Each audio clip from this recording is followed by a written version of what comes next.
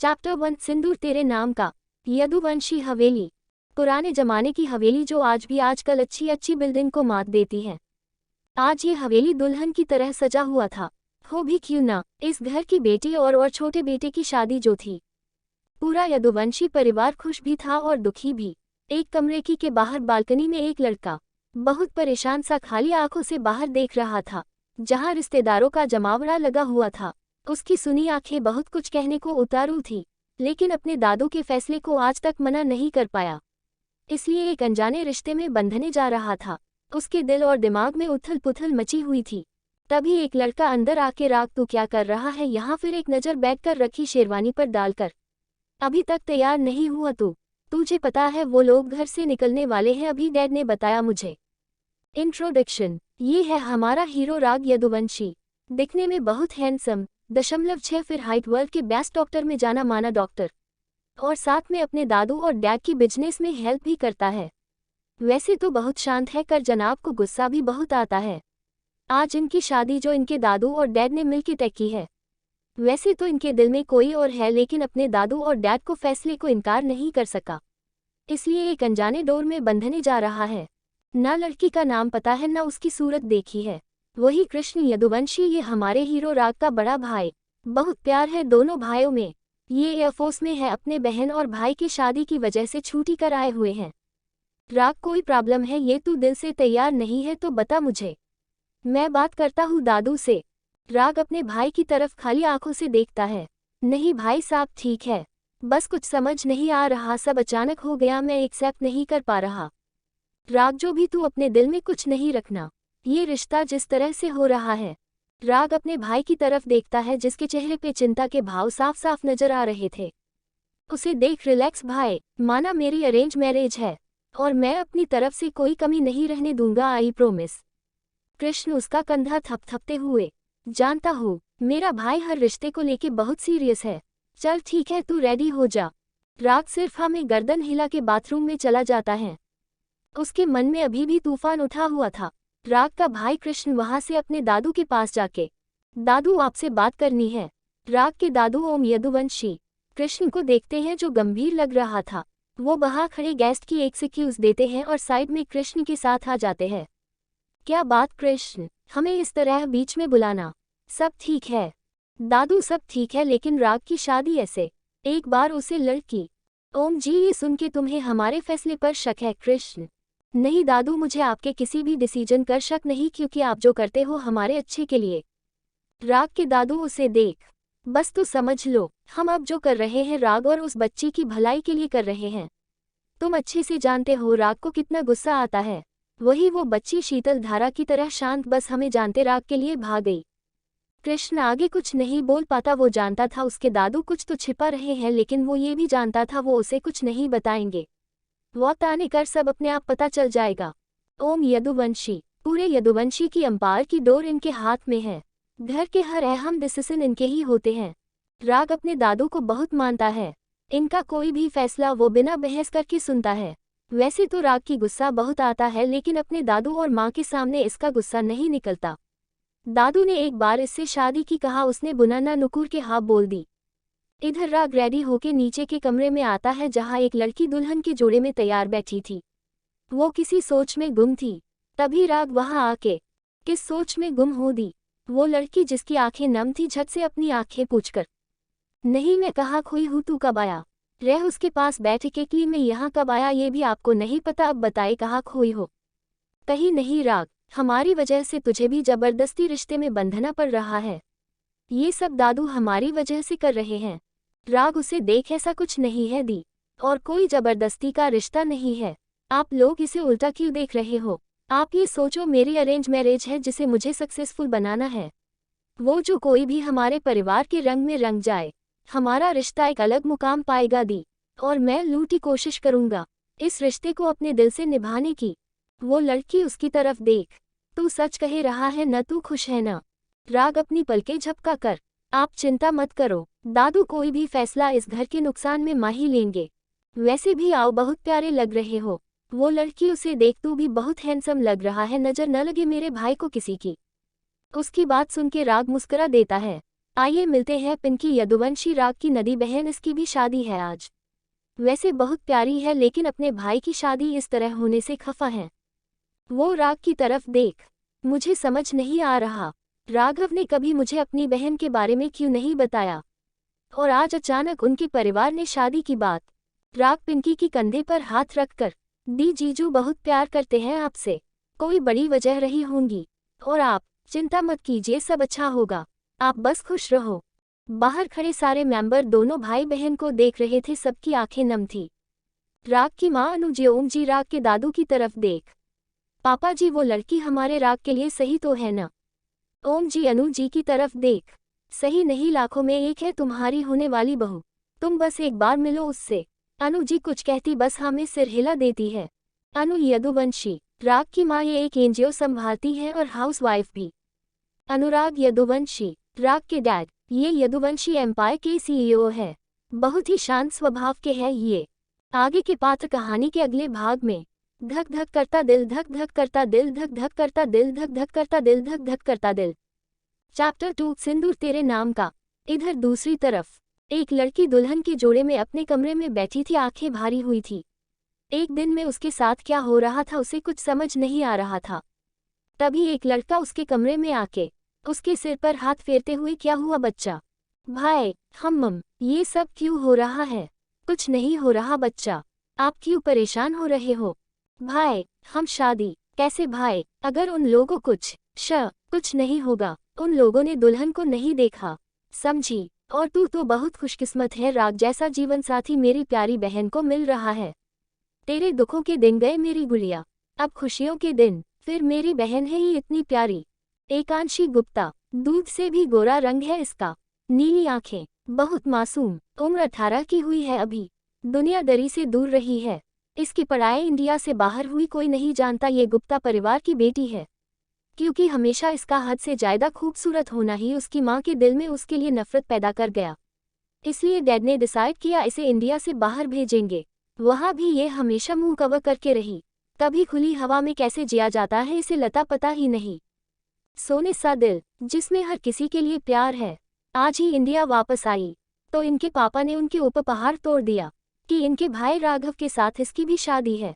कभी अपना फैसला किसी को बताया नहीं इन्होंने, लेकिन फिर इस बार दिल में एक थी, इसके डैड से इसकी दिया की बात जरूर पूछेंगे, लेकिन कोई फायदा नहीं हुआ। लड़का अच्छा है, वेल सेटल्ड है, बोल इसका रिश्ता तय हो गया।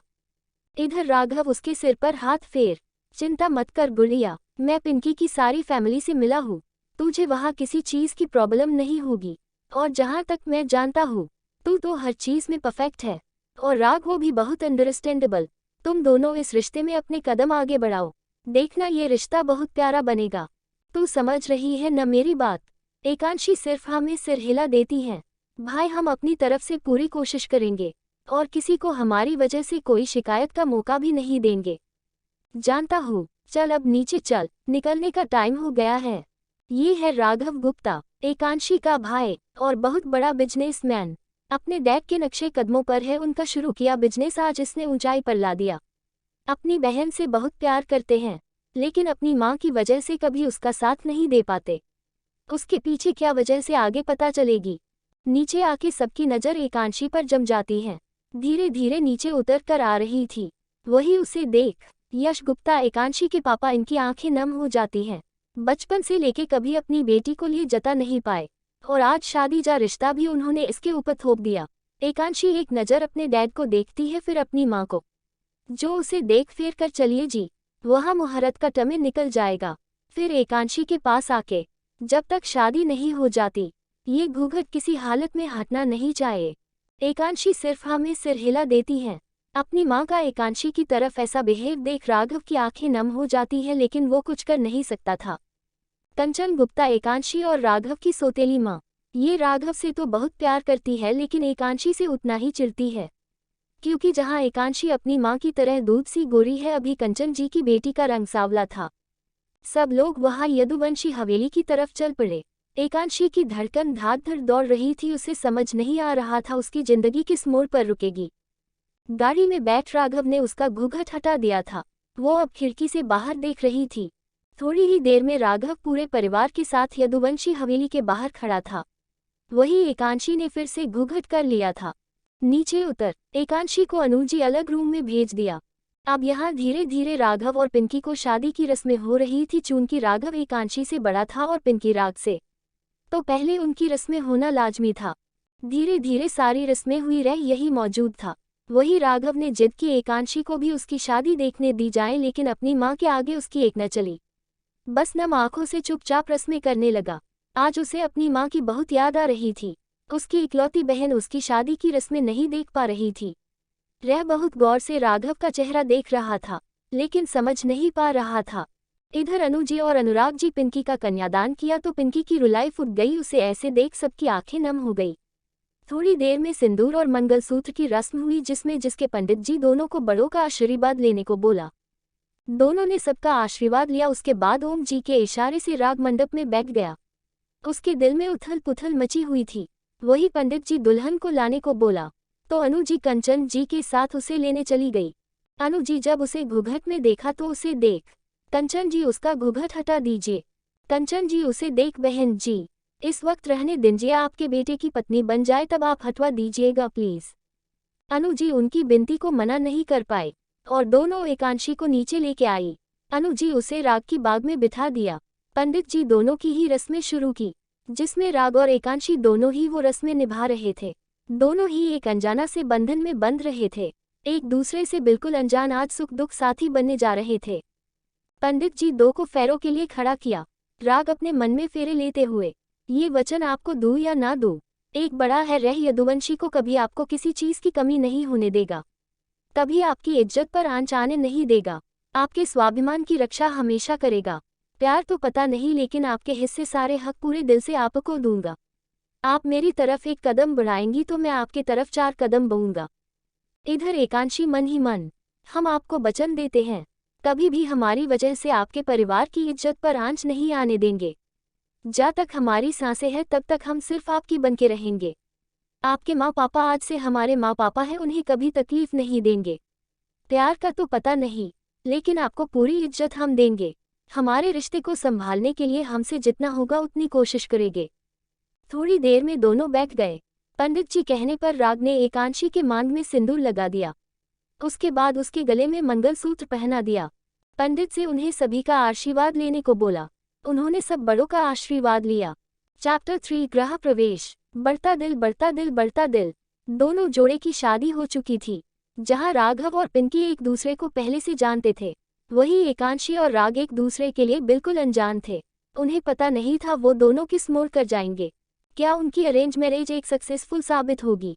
सभी बड़ों का आशीर्वाद लेने के बाद अब वक्त था विदाई का, जिसमें पिंकी का रोना ही बंद नहीं हो रहा था। वही एकांशी सिर्फ अपने भाई से दूर होने की वजह से दुखी थी।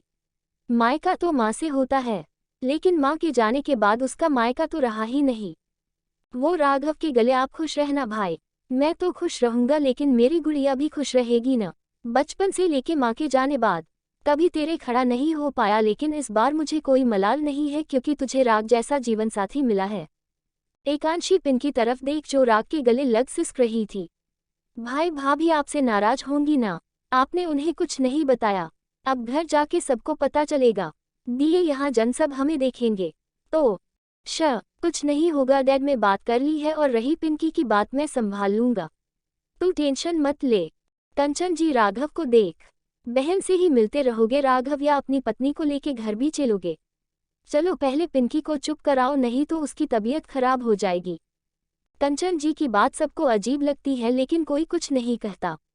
तो राघव एकांशी का माथा चूम के पिंकी के पास आ जाता है। उसके बाद उसे गाड़ी में बिठाकर राग का हाथ पकड़, राग मेरी बहन बहुत मासूम है, दुनियादारी की खबर नहीं है उसे, कोई गलती हो तो बच्ची समझ के माफ कर देना। राग राघव का हाथ पकड़, ये क्या कर रहे हो जीजू, आपके कुछ कहने की जरूरत नहीं है। वो अब मेरी पत्नी और इस परिवार की बहू है, उन्हें कोई प्रॉब्लम नहीं होगी।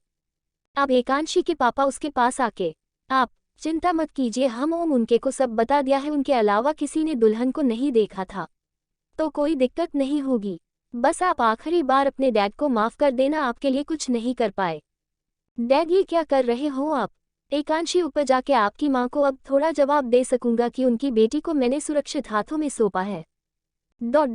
राग आपके जीवन में वो सारी कमी पूरी करेंगे जो हमें करनी चाहिए थी।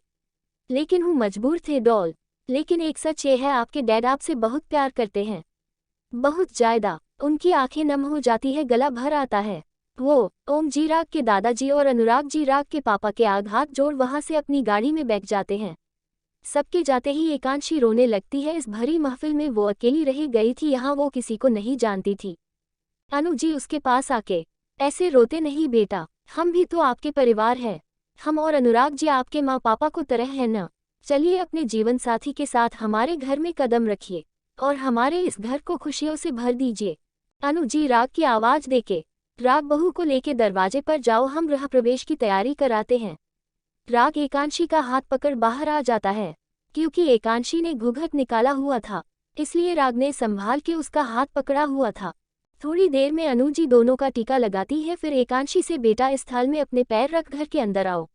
एकांशी धीरे से अपने पैरों को आलते की थाल में रखकर घर में अंदर आती हैं। उसके बाद अनु जी उसे मंदिर में चलने को कहती है। अनुराग जी, अरे रुकिए श्रीमती जी, यार आप तो पर सवार हो गई। बहू कब से घूंघट में है, उसे सांस लेते भी लेने दीजिए। फिर राग से, बेटा आप पहले उनका घूंघट हटा दीजिए, उसके बाद आराम से सारी रस्में करेंगे। राग धीरे से एकांशी का घूंघट हटा देता है। जैसे ही सबकी नज़र उसके चेहरे पर पड़ती है, जब हक्के बक्के रह जाते हैं। दूध से होता रंग लिए, नीली आंखें, काजल से सनी जॉन शायद रोने की वजह फैल गया था। मांग में भरा राग के नाम का सिंदूर। एक बार को सबकी नजरें उसके चेहरे पर अटक गई।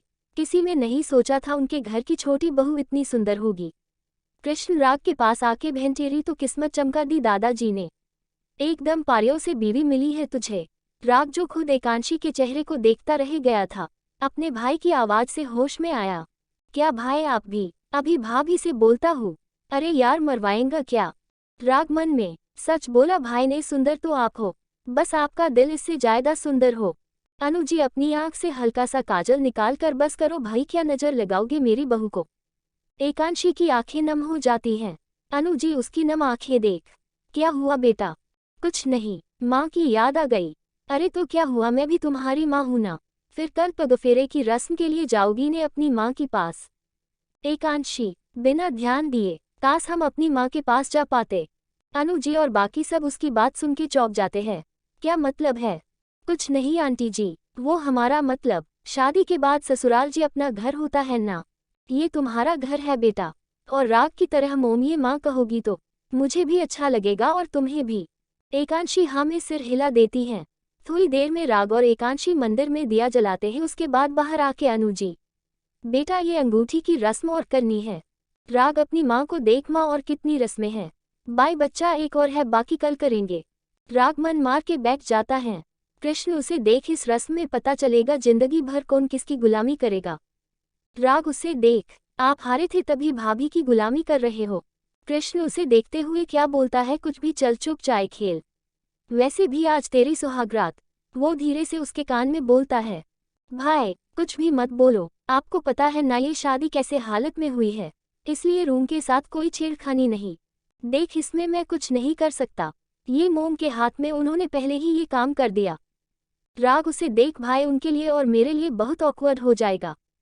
कुछ ऑकवर्ड नहीं होगा राग, जरूरी नहीं पहली रात वही सब हो। तू दोनों एक दूसरे को समझने की कोशिश करो, अपना रिश्ता मजबूत करो। राग सिर्फ हाँ में सिर हिला देता है। उसके बाद अगुली की रस्म में 2 बार राग, 1 बार एकांशी जीतती है। अनु जी एक रिंग राग की तरफ और एक रिंग एकांशी की तरफ बढ़ा देती हैं। लो बच्चों पहना दो, तुम दोनों की शादी हो गई लेकिन रिंग सेरेमनी रह गई। सबकी देख राग एकांशी के हाथ में रिंग पहना देता है। उसके बाद एकांशी भी राग को रिंग पहना देती है। अनु जी उसे कृष्ण को पत्नी के साथ रूम में भेज देती हैं। आगे की कहानी के लिए पढ़ते रहिए। एकांशी, बढ़ता दिल बढ़ता दिल बढ़ता दिल। Chapter 4 first night. एकांशी के जाने के बाद अनुराग जी अपने पापा ओम की तरफ देख, डैड ये बच्ची कुछ सहमी सहमी लग रही है, कि ऐसी बात है जो हमें पता होनी चाहिए। एक अलग सी उदासी देखी है हमने इस बच्ची को आंखों में, जैसे बहुत कुछ कहना चाहती हो। अनुराग जी जो काफी देर से उस बच्ची को नोटिस कर रहे थे, अपने डैड ओम जी बोल पड़े। ओम जी उसकी तरफ देख, बाकी सबकी तरफ देखते हैं जिनकी नज़रों में भी यही सवाल था जो खुद उन्हें इसी बात का जवाब के लिए देख रहे थे। ओम जी राग की तरफ देख, बेटा ज्यादा कुछ हम नहीं जानते हैं, बस इतना पता है ये मिसेज गुप्ता की सगी बेटी नहीं है। बहुत छोटी उम्र में एकांशी का माँ चल बसी, जिसके बाद एकांशी के पापा ने दूसरी शादी कर ली। उसके अलावा हमें कुछ नहीं पता। कृष्ण राग का बड़ा भाई। फिर आपने राग की शादी कैसे? बेटा हम आपको ज्यादा कुछ तो नहीं इतना बता सकते हैं, इस वक्त उस बच्ची को हम सबके प्यार और केयर की जरूरत है। बाकी इतना बता सकते कि हमें या आप में से किसी को कभी भी इस फैसले पर अफसोस नहीं होगा। राग को देख, राग आपको एक जिम्मेदारी दे रहे हैं, उम्मीद करते हैं आप हमारी इस उम्मीद पर खरे उतरेंगे। आपको उस बच्ची को इतना कंफर्ट करना है कि वो खुद आगे से आपको अपनी तकलीफ बताए। उस बच्ची की आंखों में एक अनकही तकलीफ देखी है। राग अपने दादू को देख, कुछ बात है दादू? यहाँ का माहौल थोड़ा गंभीर हो गया था। ओम जी राग को देख बेटा, आपको उनके बहुत समझदारी से देखना होगा, उन्हें विश्वास दिलाना होगा ताकि वो अपनी तकलीफ बेझिझक तुमसे कह सके। आप सबको ज्यादा कुछ नहीं इतना कह सकते, इस वक्त उस बच्ची को हम सबके साथ की जरूरत है। खासकर राग आपकी और अनु जी की तरफ देख। आपकी राग, आप एक डॉक्टर है, एक डॉक्टर होने के नाते और उनके पति होने के नाते आपकी जिम्मेदारी है। हम आपको बहुत नदी जिम्मेदारी दे रहे हैं और हमें उम्मीद है आप इसमें फेल नहीं होंगे। राग अपने दादू की बातों की गहराई को समझ रहा था। वो उनकी तरफ देख, दादू मैं अपनी तरफ से पूरी कोशिश करूंगा। अनु जी उसकी तरफ देख, जाओ बेटा थक गए हो, तुम भी जाके रेस्ट करो। राग हमें सिर हिला के वहां से अपने रूम में चला जाता है।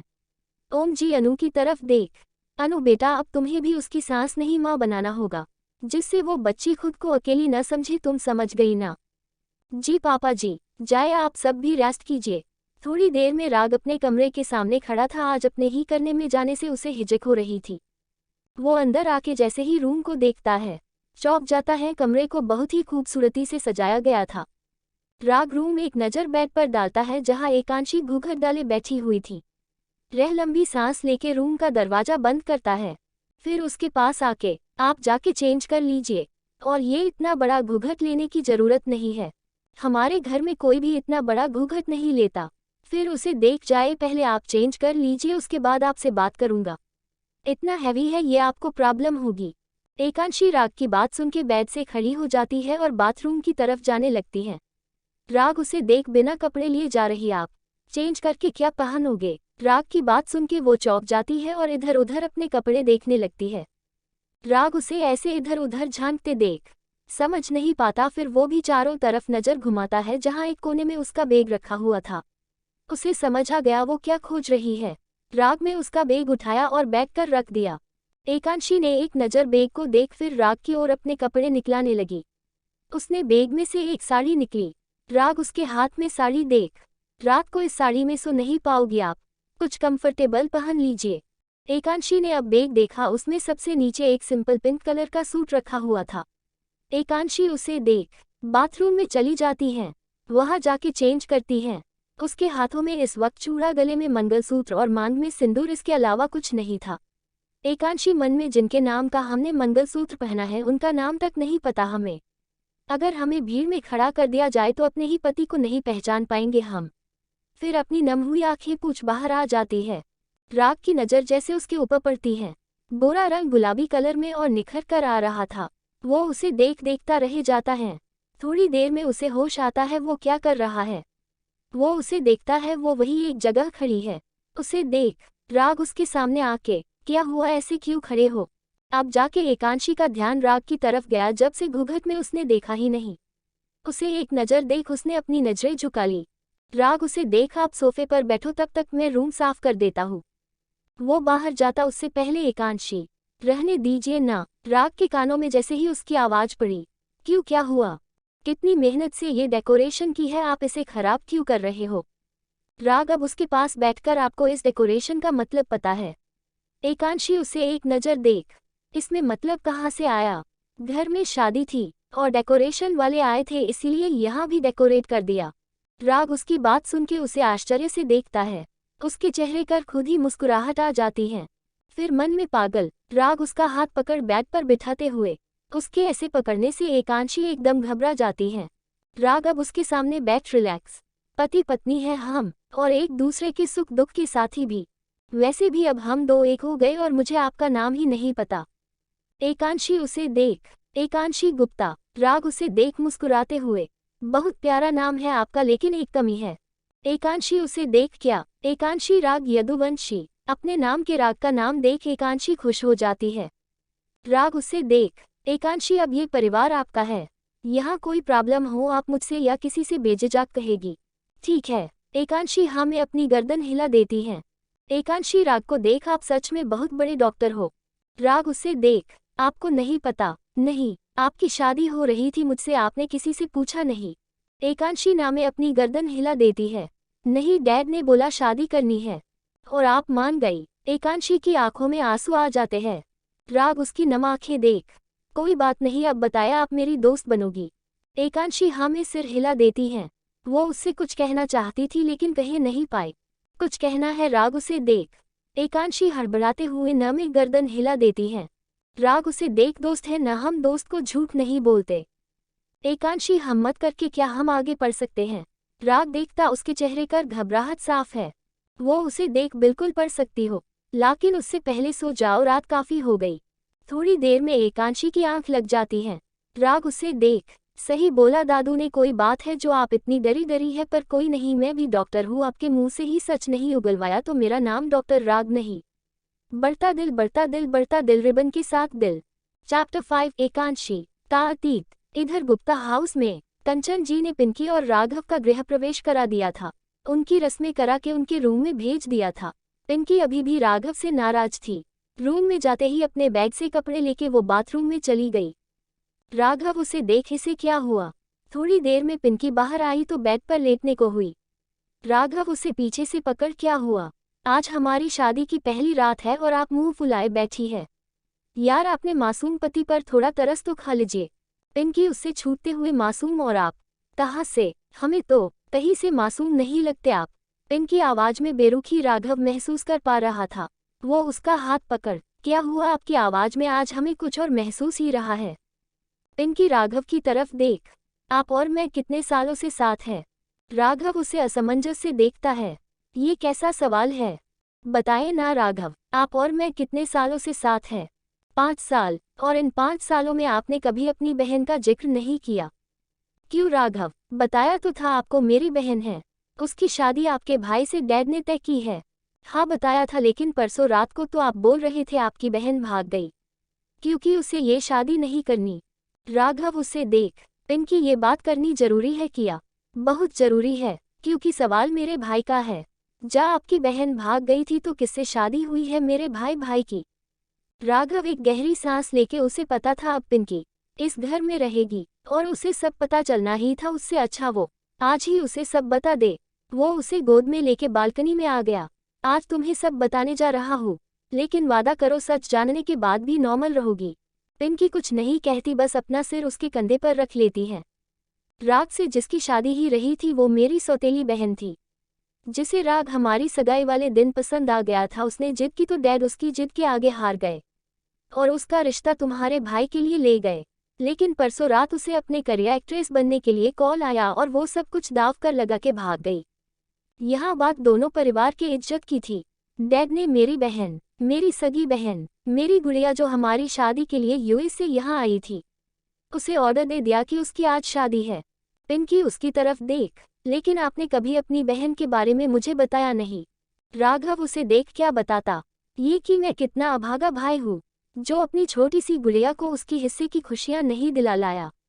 माँ के जाने के बाद मेरी गुड़िया हर पल हम सबके प्यार के लिए तड़पी है। पिंकी उसे देख, मैं कुछ समझी नहीं। राघव, साफ बताओ ना क्या बात है? राघव उसे एक नज़र देख, आज तुम्हें ऐसे सच बताने जा रहा हूँ जी, मेरे दिल में दफन है। इन पास्ट एकांशी 5 साल की थी जब उसकी माँ चल बसी। और राघव 10 साल का। वो समझदार तो नहीं लेकिन इतना समझता था, आज उसकी माँ का साया उसके सिर से उठ गया। 1-2 साल सब ठीक रहा। एकांशी छोटी थी इसलिए उसकी मासी उनके घर रहने आ गई। लेकिन 1-2 साल सब बदल गया। एक दिन डैड ने उनसे शादी कर ली। कुछ वक्त तो सब सही था, मासी मुझे और गुड़िया दोनों को बहुत प्यार करती थी। लेकिन एक दिन वो अचानक एक मेरे उम्र की लड़की को लेके आ गई और डैड से बोला वो उनकी बेटी है। जाहिर सी बात थी, वो अगर मेरी उम्र की थी तो उस वक्त मैं जिंदा थी। उन्होंने डैड को ऐसा कुछ दिखाया जिसके बाद डैड उनके हाथ की कठपुतली बन गए और उस दिन के ना मेरी गुड़िया की जिंदगी नर्क बन गई। समझ नहीं आया क्या हुआ क्या नहीं।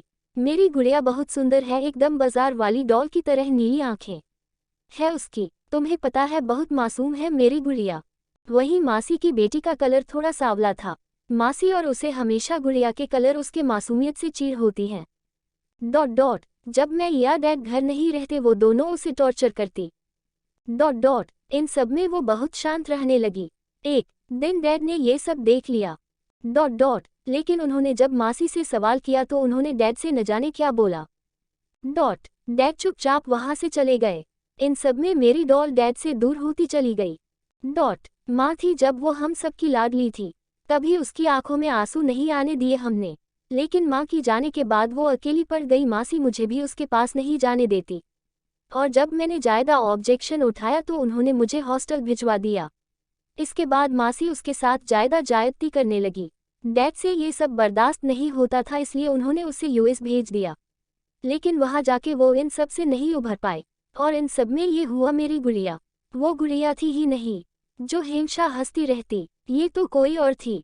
डैड ने जब उससे शादी की बात कही, एक बार मन किया मना कर दूं, मैं मेरी बहना ख्याल खुद रख सकता हूँ, लेकिन फिर समझ आया। डैड ने जब समझाया राग से अच्छा जीवन साथी उसे नहीं मिलेगा। डैड ने राग को उसके लिए पसंद किया था, लेकिन मासी और उनकी बेटी की वजह से मन मार के उसके लिए हाथ मांग लिया। क्योंकि किसी ने भी उसे नहीं देखा था तो किसी को पता नहीं चला कि दुल्हन बदली गई है। लेकिन डैड ने दादू को सारा सच बता दिया था। पिंकी देखती है राघव की आंखें नम हो गई। वो उसके नम आंखों पर अपने होंठ रख, आई एम सॉरी तुम्हें माफी मांगने की जरूरत नहीं है। एक बार अपनी गुड़िया की फोटो नहीं दिखाओगे? राघव उसे गोद में उठा बेड पर बिठाते हुए अभी लाया। उसके बाद अपनी अलमीरा से एक एल्बम लेके आया। जैसे जैद पिन की फोटो देखती जा रही थी उसकी भी आंखें नम हो रही थी। उसकी फोटो देखिए, सच की डॉल लगती है। कितना गोरा रंग है इसका, और ये नीली आंखें, ये रियल है। राघव मुस्कुराते हुए, जब मिलो टच करके देख लेना। वो उसके सीने से लग के, कोई इतनी मासूम बच्ची को तकलीफ कैसे दे सकता है? इसका ये गोरा रंग इसका दुश्मन बन गया। पिंकी उसे देख, कोई दुश्मन नहीं बना, देखना कुछ दिन में ये पहले जैसी मिलेगी। मेरी माँ और भाई है ना। हम अब सो जाओ, कल तुम्हें पैकफेरे की रस्म के लिए जाना है ना? नहीं, पहले इस घर की बेटी आएगी, आखिर उसकी स्वागत की तैयारी भी करनी है ना। लेकिन तुम, पिंकी उसके होठों पर उंगली रख, कल एकांशी की भाभी नहीं, भाभी माँ उसका मायका की यादें देगी। वादा आपसे, माँ की कमी तो नहीं लेकिन अपनी तरफ से पूरी कोशिश करूंगी। राघव उसे देख, उसकी आंखों से एक बूंद आंसू उसे गाल पर आ जाता है। पिंकी उसे देख, अपने होठों से उसके आंसू की पी लेती है। उसके बाद दोनों ही अपने जिंदगी के नए सफर कर चल पड़े, जिसका इंतजार दिनों में पूरे 5 साल किया। चैप्टर 6 पहली रसोई। सुबह के 6 बजे थे। राग की आंखें विंडो से आ रही धीमी धीमी धूप से खुली। उसने एक नज़र अपने फोन पर डाली, उसके बाद अपने सीने पर हाथ रखे बेखबरी से सोई हुई एकांशी पर। राग उसे ऐसे देख एकदम चौंक गया। चेहरे कर बाल उसके होठों को चूम रहे थे। उसने अपना हाथ राग के सीने पर रखा हुआ था। रात को राग के शक्त लहजे को सुन वो उसके साथ न शेयर करने को तैयार हुई थी, वरना जमीन कर अपना बिस्तर लगाकर सोने जा रही थी। राग उसे देख रात तो कितनी आनाकानी कर रही थी वो, और अब सुकून से उसके करीब होके सो रही है।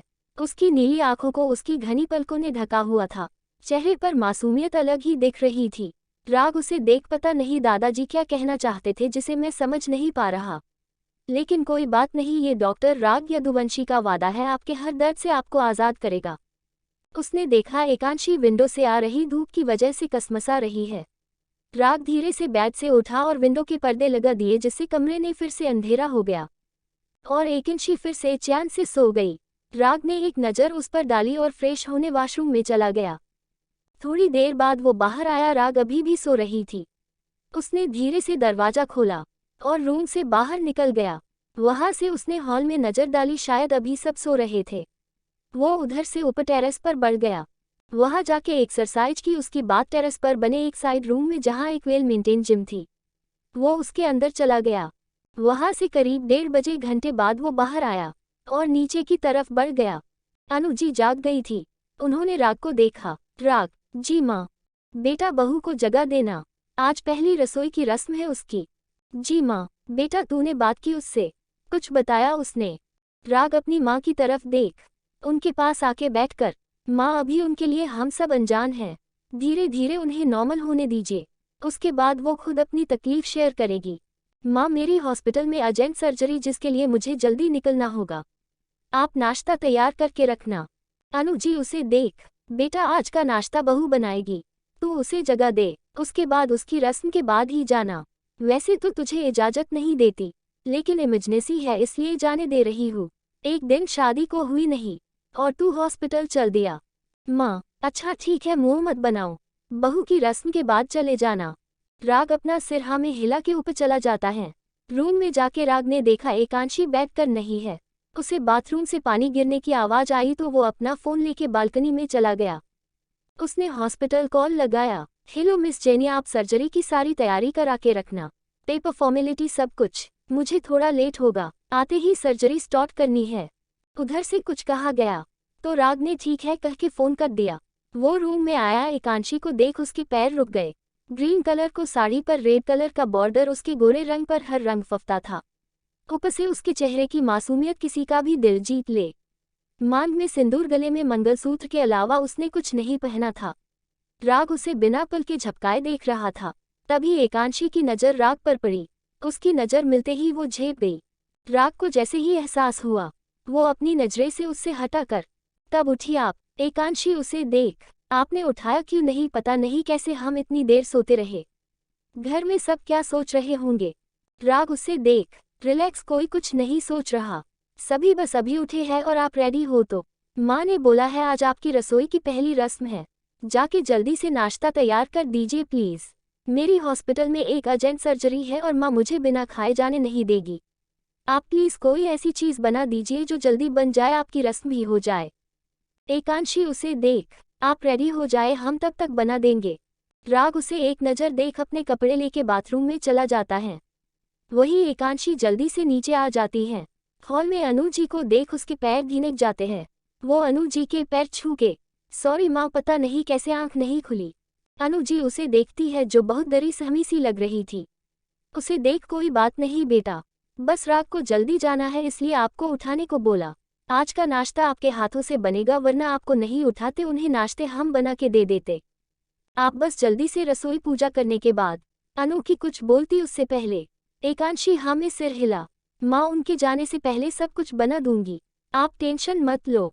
एकांशी किचन में जाती है, वहाँ खड़ी मेज से सारा सामान पूछती है, उसके बाद जल्दी से अपने हाथ चलाने लगती है। करीब 1 घंटे के अंदर उसने सब तैयार कर दिया था। राग नीचे आके, अनु जी मम्मा नाश्ता तैयार हो गया, अगर नहीं हुआ तो प्लीज जाने दीजिए, मैं हॉस्पिटल में खा लूंगा। रुक जा बेटा, मैं एकांशी को बोलती हूँ। तब तक एकांशी बाहर आके, माँ नाश्ता तैयार है, आप सबको बुला लीजिए। राग और अनु जी की नज़र उस पर जाती है। साड़ी का पल्ला कमर में डाल रखा था, उसके लंबे बाल कमर तक लहरा रहे थे, बाल उसके चेहरे से चिपक गए थे। उसे देख लग रहा था उसने कितनी जल्दबाजी की है। अनु जी उसकी तरफ देखिए, क्या हाल बना रखा है आपने। राग भी एकटक उसे देख रहा था। एकांशी एक नज़र अपनी तरफ देखती है, फिर जल्दी से अपना पल्ला निकल सिर पर डालकर, सॉरी माँ, वो ध्यान नहीं रहा। अनु जी उसका हाथ पकड़ नौकर को आवाज लगाते हुए, रानी एक साफ टॉवल लेके आ और सारा भाभी का बनाया खाना टेबल पर लगा के सबको बुला के ले आ। एकांशी ऐसे अनु जी बोलने से घबरा जाती है। वो अनु जी भरी आंखों से देख, माँ आगे से गलती नहीं होगी, हम हमेशा सिर पर पल्लू लेंगे। अनु जी उसकी नम आंखें देख समझ गई वो डर गई है। वो उसे सोफे पर बिठाकर तब तक रानी ने उसे टॉवल दे दिया था। अनु जी उसके चेहरे को पसीने को पूछते हुए, क्या हालत बना रखी है, ऐसा क्या बनाया। तब तक रानी बोलते हुए, भाभी ने सूजी का हलवा, पूरी भिंडी की सब्जी, खीर, दम आलू और रायता। उसकी बात सुन के इतनी जल्दी बेटा ये सब करने की क्या जरूरत थी। माँ, वो ये हॉस्पिटल सर्जरी के लिए जा रहे थे, पता नहीं लंच कब करते, इसलिए हमने सोचा। राग मुस्कुरा कर, हम लेकिन अपना भी ध्यान रखना था ना। माँ, आपकी बहू को आप संभालो और रानी तू जा सबको बुला के ले आ। एकांशी से सिर से पल्लू अनु जी हटा दी थी। ये सब कोई जरूरत नहीं है, जैसे चाहो वैसे रह सकती हो। एकांशी हाँ में सिर हिला देती है तो अनु जी उसके गीले बालों को अच्छे से साफ करती है। बाल गीले मत छोड़ा करो, बीमार हो जाएगी, और अगर बीमार हुई तो तुम्हारे पति से तुम्हें कोई बचा सकता। वो इन मामले में बहुत स्ट्रिक्ट है। चलो, वो उसका माथा चूम लेती है। एकांशी की आंखें नम हो गई, उसे कभी माँ का प्यार नहीं मिला था। अनु जी उसे देख, बेटा ऐसे नहीं करते, मैं हूं ना, आपके जो कहना हो इस घर के किसी भी मेंबर से बोल सकती हो। चलो अब। थोड़ी देर में सबको खाना बहुत पसंद आया, सबने एकांशी को तोहफे दिए थे। राग, मुझे नहीं पता था, शाम को ले आऊंगा। रानी खाना लंच में पैक कर देना। चैप्टर 7 पगफेरे। राग वहां से खाना लंच में पैक करके हॉस्पिटल के लाए निकल गया, पीछे छोड़ गया एकांशी चेहरे कर मुस्कुराहट। अनु जी सबको देख एकांशी को अपने पास बुलाती है। बेटा सबने खाना खा लिया, आओ तुम भी बैठो, और अब से तुम हम सबके साथ बैठ के खाना खाओगी। लेकिन माँ, कोई आर्ग्यूमेंट नहीं। वो उसे डाइनिंग टेबल पर बिठाकर अपने हाथों से खाना खिलाने कहती हैं। उन्हें ऐसे देख एकांशी की आंखें नम हो जाती है। अनु जी उसे देख उसकी आंखों की नम आंखें पूछती है, फिर उसे देख आज के बाद हमें आपकी आंखें नम नहीं दिखनी चाहिए। अब चलो थोड़ा जाके आराम कर लो, फिर शाम को पगफेरे को रस्म के लिए जाना है। एकांशी हमें सिर हिला के वहां से रूम में चली जाती है। शादी के बाद उसे इतने प्यार की उम्मीद नहीं थी। उसकी नम आंखों से आंसू उसके गालों पर आ जाते हैं। उसकी नज़र अब राग की फोटो पर जाती है जिसमें वो बहुत प्यारा लग रहा था। एकांशी उसे एकटक देखते हुए कब नींद के आगोश में चली जाती है उसे खुद ही पता नहीं चलता। दोपहर के 2 बज रहे थे। राग घर आके नीचे हॉल में सोफे कर ही बैठा था। अनु जी वहां आके राग, बेटा एकांशी को पैगफेरे के रस्म के लिए ले जा, उसके बाद वहां से पिंकी को लेते आना। शाम को राघव जी पिंकी लेने आ जाएंगे और एकांशी को छोड़ देंगे। राग अपनी माँ को एक नज़र देख हमें गर्दन हिला देता है और रूम बढ़ जाता है। वैसे तो वो थक गया था। ऊपर जाके देखा तो एकांशी अभी सो रही थी। उसे देख जाने कौन सी कशिश है आपके अंदर, तो आपकी तरफ खींचता ही चला जा रहा हूँ। फिर उसे उठाकर आप तैयार हो जाए, पैगफेरे की रस्म के लिए जाना है। एकांशी एक नज़र राग को देखती है। कुछ कहना है। वो, हम बोल रहे थे भाभी यहाँ आ जाएंगी ना, हम यही भाई भाभी से मिल लेंगे, वहाँ जाना जरूरी है। राग को उसकी बात अजीब लगती है लेकिन कुछ बोलता नहीं। तब तक अनु जी उनके रूम के दरवाजे को नोक करती है। राग उधर देख, माँ अंदर आइए ना। अनु जी एक नज़र राग को एकांशी को देखी है। क्या बात है बेटा? नहीं माँ वो। तब तक अनु जी का फोन रिंग करने लगा, जो पिंकी का था। अनु जी एकांशी को देख, पहले आपने कपड़े पहन के आओ। एकांशी बिना कुछ कहे बाथरूम में चली गई। अनु जी फोन पिक करके, हेलो माँ, कैसे हो आप? और एकांशी वो कैसी है? आप उसे अच्छे से तो रख रहे हो ना? और राग वो उससे अच्छे से बिहेव कर रहा है ना? अनु जी उसकी बात सुन के राग का हाथ पकड़ हॉल में आ जाती है जहाँ सारी फैमिली मौजूद थी। वो अपना फ़ोन स्पीकर पर डाल देती हैं। तभी सबके कानों में पिंकी आवाज़ आती है, बोलिए ना माँ, सब ठीक है ना? एकांशी आप सबके साथ कंफर्टेबल तो है ना? कृष्ण उसकी बात सुन के उसे कौन से दौरे पड़ रहे हैं, कल तक तो बड़की हुई थी। अनु जी उसे छू रहने का इशारा करती हैं। फिर पिंकी से, वो ठीक है बेटा, और अभी राग उसे लेके वही आ रहा था, उसके बाद तुम राग के साथ आ जाना।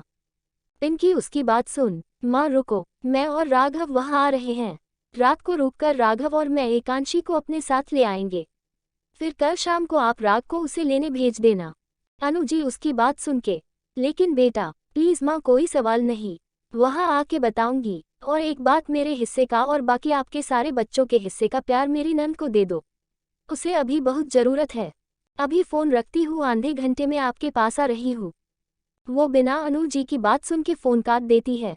अनुराग जी अनु जी को देख, आपकी लाडली को क्या हुआ? पता नहीं जी, अब तो वो जब आएगी तभी पता चलेगा। शायद एकांशी के बारे में वो जानती हो।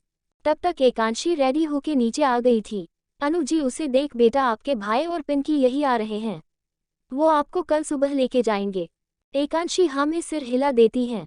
वो अनु जी को देख, माँ हम ये कपड़े। अनु जी उसकी बात सुन के, जाओ और जाके अपने कंफर्ट के हिसाब से कपड़े पहनो, और हाँ जरूरी नहीं साड़ी पहनो, तुम सूट भी पहन सकती हो। एकांशी हमें सिर हिला के अपने रूम में आ गई। थोड़ी देर में पिंकी और राघव यदुवंशी हाउस आ गए थे, जहाँ पिंकी सबके गले लग मिल रही थी। वही राघव की नज़र अपनी बहन को देख रही थी जो हॉल में कहीं नहीं थी। पिंकी नज़र जैसे राघव पर पड़ती है। वो अनु जी को देख, माँ एकांशी कहाँ है? बेटा वो रूम में है, मैं बुलवाती हूँ। फिर रानी से, रानी जा भाभी को बुलाकर लेके आ। पिंकी राग के पास आके, कैसी लगी एकांशी तुझे? दी। राग, पिंकी अब गंभीर आवाज में बोलती है, रात को तुम सबको कुछ बताना है मुझे, और उम्मीद करती हूँ मेरा भाई अपनी पत्नी को इतना प्यार देगा कि उसकी सारी तकलीफ फीकी पड़ जाएंगी। राग अपनी दी की तरफ देख। दी कोई प्रॉब्लम है भी और नहीं भी, लेकिन तुझे एक लंबी लड़ाई लड़नी है। एक मासूम से दिल वाली परी को नॉर्मल बनाना है। जानती हूँ अभी नहीं समझा, लेकिन रात का वेट कर फिर बताऊंगी। पहले ये बता मेरी नंद कैस लगी तुझे। राग उससे एक बहुत प्यारी है दी वो। उसकी नीली आंखों में देखे तो हमेशा उसे देखने को मन करता है। चिंता मत कर, बहुत जल्दी मेरी नंद के प्यार का शिकार होगा मेरे भाई। राग नाराजगी से क्या दी, आप कब से मेरी नंद नंद कर रहे हो? आप भूल रहे हो मैं आपका भाई हूँ। पिंकी उसे देख हंसते हुए, हो मेरे भाई को जलन हो रही है, वो भी अपनी ही बीवी से। दी मैं कोई जल वल नहीं रहा हूँ। अच्छा। तभी उसकी नज़र एकांशी पर पड़ती है, लेकिन एकांशी की नज़र अपने भाई पर थी। उसे देख राघव की भी आंखें नम हो गई। पिंकी एकांशी के पास आके, ओ माय गॉड राघव, ये तो फोटो से भी ज्यादा सुंदर है। इसकी ये नीली आंखें सच की है। फिर एकांशी की तरफ देख, तुमने लेंस लगाए हैं यार, तुम सच में किसी सिंड्रेला की तरह लग रही हो। मन कर रहा है बस तुम्हें देखती रहूं। एकांशी असमंजस से राघव को देखती है तो राघव उसे देख, तेरी भाभी। उसके ऐसे बताने पर सब चौंक जाते हैं। एकांधी राघव की सगी बहन, उसके बावजूद उसे पिंकी को नहीं पहचाना। और राग की बहन अनु जी बोलती है। एकांशी झुक के पिंकी के पैरों को छूने लगती है। पिंकी उसे रोक, क्या कर रही हो तुम? वो मासी ने बोला था आप इनकी बहन हैं और बड़ी, इसलिए आपके पैर छूने हैं। पिंकी और राघव की आंखें नम हो जाती हैं। पिंकी एकांशी को देख, मेरी सिर्फ एक भाभी है, समझी? उसे शक्त लहजे से एकांशी घबरा जाती है, वही बाकी सब भी आश्चर्य से उसे देखती है। पिंकी उन सबको देख, मायके के लिए मुझे एक भाभी ही बहुत है, लेकिन तुम्हारे मायका मुझसे और राघव से है ना, इसलिए तुम मेरी नहीं, मैं तुम्हारी भाभी हूँ। समझ आया? मुझे नहीं पता माँ का प्यार कैसे दिया जाता है, लेकिन ये वादा है मेरा, जब भी तुम अपने मायके आओगी तुम्हें माँ की कमी महसूस नहीं होगी। बोलो बनोगी मुझे भाभी माँ। पिंकी के मुंह से भाभी माँ सुन के जहाँ सब चौंक गए थे, वहीं एकांशी की आंखें नम हो गई। वो जल्दी से पिंकी के गले लग गई। इसके बाद राघव ने भी दोनों को गले से लगा लिया। वहाँ खड़े किसी को कुछ समझ नहीं आ रहा था। चैप्टर 9 मन की बात। राग चेंज करके बेड पर आया, जहाँ एकांशी सुकून से सो रही थी। राग उसके बगल में बैठ उसके बालों में अपनी उंगलियां घुमाने लगा। आपके साथ जो कुछ उसे तो नहीं बदल सकता, लेकिन अब आपके साथ कुछ गलत नहीं होगा। आपकी हर तकलीफ आज से राग यदुवंशी की हुई, और मेरी सारी खुशियां आपकी। आप सच में बहुत मासूम हो जो आपने इतना कुछ सहन कर लिया। बिना कुछ पूछे किसी अनजान के साथ बंधन में बंध गई, वरना आपकी जगह कोई और लड़की होती तो ऐसे कभी खुद को खुशियों को कुर्बान नहीं करती। आपकी बहन को ही देख लीजिए, उसने अपने परिवार को इज्जत से ज्यादा उसका करियर चुना। और आपसे वादा है मेरा, आपका करियर को अब मैं पूरा करूंगा। थोड़ी देर उसे देख उसकी तकलीफ को याद कर उसकी आंखें नम हो जाती हैं। वो उसके माथे को चूम, ऐसे ही उसे देखते देखते गहरी नींद में सो जाता है। अगली सुबह एकांशी की आंखें राग से जल्दी खुल गई। उसकी नज़र राग पर पड़ी, जो आराम से सो रहा था। उसे देख वो, पता नहीं आपको जब पता चलेगा आपकी शादी हमसे नहीं हमारी दी से हो रही थी, आप कैसे रिएक्ट करोगे? लेकिन आपका फैसला हमें मंजूर होगा। एकांशी की आंखें नम हो जाती हैं। वो राग को देख जैसे ही उठने को होती, राग उसकी कलाई पकड़ अपनी तरफ खींच लेता है। उसके ऐसे खींचने से एकांशी घबरा जाती है, और घबराहट में उसकी आंखें बंद हो जाती हैं। एकांशी के चेहरे पर घबराहट देख राग धीरे से उसके बालों को कानों के पीछे लगा के, क्या हुआ, इतना क्यों घबरा रही हो आप? एकांशी उसकी छूहन से खुद में सिमट गई। इस बात का एहसास राग को भी हो गया। वो एकांशी को देख, अपने दिल की बात मुझे देख मेरी आंखों में कहोगी तो मुझे अच्छा लगेगा। ऐसा लगेगा कि आप दिल से हमारे रिश्ते को अपनाने को तैयार हैं। एकांशी उसे देख कुछ बोलना चाहती थी, लेकिन उसके होठ कांप रहे थे। राग की नज़र जैसे उसके होठों पर पड़ती, उसे अपने ऊपर से उठा आराम से बेड पर बिठाते हुए उसके बगल में खुद उठ के बैठ जाता है। उसके बाद एकांशी का हाथ अपने हाथों में लेके, कुछ बोलना है। एकांशी नामे अपनी गर्दन हिला देती है। राग उसे देख, एकांशी पति पत्नी का रिश्ता पता है कैसा होना चाहिए। एकांशी उसकी आंखों में देखती है, जहां उसे आज अलग ही एहसास दिख रहे थे। वो जल्दी से, आप हमसे नाराज हो जाएंगे, और घर में भी सब हमसे नाराज हो जाएंगे। राग उसके चेहरा ऊपर करके, कोई नाराज नहीं होगा। एकांशी अपनी आंखें बंद करके, आपकी शादी हमसे नहीं होने वाली थी, बल्कि आपकी शादी तो हमारी दी से होने वाली थी। वो तो अचानक बोलते हुए एकांशी की आंखें नम हो गई थी। राग उसकी आंखें पूछकर, और भी कोई बात है जो आप मुझे बता चाहती हो, जो आपको अंदर ही अंदर परेशान कर रही है? एकांशी उसे देखना में सिर हिला देती है। बस इतनी सी बात पर मेरी बीवी को आंखों में इतने मोटे मोटे आंसू आ गए। एकांशी उसे बहुत मासूमियत से देखती है। ये छोटी बात है। राग उसे देख, हम छोटी बात ही है, क्योंकि मुझे फर्क नहीं पड़ता। मेरे लिए मेरी पत्नी सिर्फ आप हो। जिसकी आप बात कर रहे हो ना तो मैं उसे जानता हूँ, ना ही जानना चाहता हूँ। इसलिए बिना वजह की बात के लिए खुद को परेशान मत करो। एकांशी उसकी तरफ देख, आप हमसे नाराज नहीं हो? नहीं, मैं आपसे बिल्कुल नाराज नहीं हूँ। एकांशी उसे एकटक देख रही थी। राग की नज़र जैसे ही उससे मिलती है, पता नहीं कैसे उसकी नम आंखें देख, वो अपने होठ एकांशी की नम आंखों पर रख देता है। एकांशी की आंखें खुद ही खुद बंद हो गई। राग उसे देख, धीरे से उसके कांपते होठों को देखता है। उसके बाद अपनी आंखें बंद करके एकांशी का चेहरा अपने हाथों में भरकर उसके होठों पर अपने होठ रख देता है। एकांशी को एक बार कुछ समझ नहीं आता। ये उसके लिए एक नया एहसास था। नया एहसास तो राग का भी था, लेकिन एक बार उसकी जीएफ ने जबरदस्ती उसके होठों को चूम लिया था, जिसमें राग बहुत अनकंफर्टेबल था। लेकिन आज उसके चेहरे पर अनकंफर्टेबल जैसा नाम और निशान नहीं था। एकांशी की आंखें भी खुद ही खुद बंद हो गई। वही राग इसके होठों को चूमे जा रहा था। थोड़ी देर में उसे एहसास होता है एकांशी सांस नहीं ले पा रही, तो वो जल्दी से उसके होठों से दूर होके उसके चेहरे से को अपने हाथ में लेके एकांशी का चेहरा एकदम लाल हो गया था। राग उसे देख उसके कमर को सहलाने लगता है, आपने सांस क्यों नहीं ली? एकांशी उसे देख अपनी नजरें नीची कर लेती हैं। उसके गाल कुछ शर्म से, कुछ सांस न लेने की वजह से लाल हो गए थे। राग उसे देख नाराज हो एकांशी उसे देखती है और नमे अपनी गर्दन हिला देती है। राग उसे देख शरारत से, मतलब ये गलती मैं कभी भी कर सकता हूँ। एकांशी उसके होठों पर अपने हाथ रखकर, आपने कोई गलती नहीं की, ये आपका हक है। राग उसे देख, हक है, लेकिन अभी सही समय नहीं है। वो राग को देखती है, रह उसका माथा चूम के, अभी नहीं समझोगी आप, पहले अपनी पढ़ाई पर फोकस करो। मैं डैड से बात करके आपका एडमिशन करवाता हूँ, उसके बाद हमारे रिश्ते को अच्छे से संभालेंगे। फिर ऐप टू आपका साथ भी है मेरे साथ। एकांशी मुस्कुरा देती है। राग उसे देख, एक वादा करोगी आप?